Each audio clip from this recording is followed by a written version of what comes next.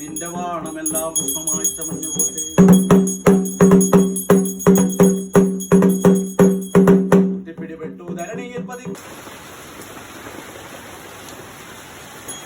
ശിവൻ വേടരൂപമായി വന്നതാണ് എന്ന് പറഞ്ഞാൽ വില്ലാളി വീരനായ അർജുനെ പരീക്ഷിക്കാൻ ശിവൻ വേടരൂപമായിട്ട് പോകുന്ന ഒരു ഭാഗമാണ് ഈ വേടം പാട്ടിൽ അതിൻ്റെ ഇതിവൃത്തം എന്ന് പറഞ്ഞാൽ എല്ലാം തികഞ്ഞു നിൽക്കുന്ന വില്ലാളി വീരനായ അർജുനെ ആ തപസ്സിനെ പരീക്ഷിക്കാൻ വേണ്ടിയിട്ട് ശിവനും പാർവതിയും രണ്ടാളും രൂപം ധരിച്ച് പോകുന്നുണ്ട്.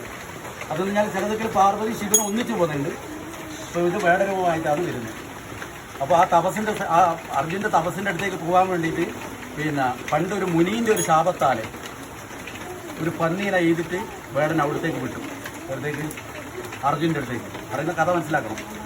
ആ അടുത്തേക്ക് വിട്ടതിൻ്റെ ശേഷം അപ്പോൾ വേടൻ അവിടത്തേക്ക് പോയി. അപ്പോൾ അർജുനും പറഞ്ഞു എന്താണെന്ന് വന്നതെന്ന് ചോദിച്ചു. അന്നേരം ശിവൻ പറഞ്ഞു വേടരൂപമായിട്ട് വേടരൂപമായിട്ട് പോകുന്നത് അർജുന് മനസ്സിലായില്ല.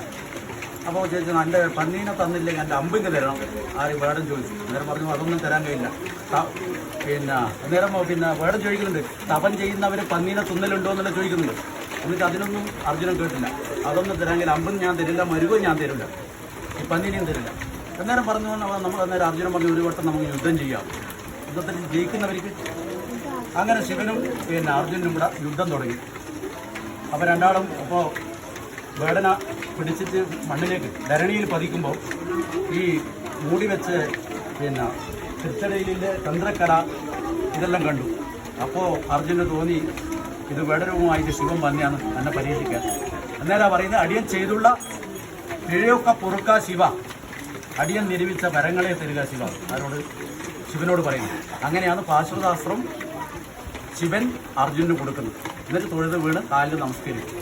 അങ്ങനെ അതിൻ്റെ ഇതിൻ്റെ ഇതിവൃത്തങ്ങളുടെ കഥ. അത് ഈ കർക്കിടക മാസമാണ് ഈ യുദ്ധം കഴിഞ്ഞത്. അതാണ് ഈ കർക്കിടത്തിൽ മാരി മാസം എന്ന് പറയും.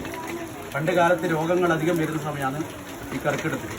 അത് ഒഴിഞ്ഞു കളയാൻ വേണ്ടി വീടുകളിൽ വന്നിട്ട് ഗുരുസി ഭസ്മം, ശിവനല്ലേ വരുന്നത്, ആ ഭസ്മം കലക്കി വെച്ചിട്ട് ഒരു തിരി കത്തിച്ച് ഒഴിഞ്ഞിട്ട് കളയുന്ന ഒരു സമ്പ്രദായം ഉണ്ടായിരുന്നു. ഇപ്പോൾ കുറച്ച് കൊല്ലമായിട്ട് ഇവിടെ നിന്ന് പോയി.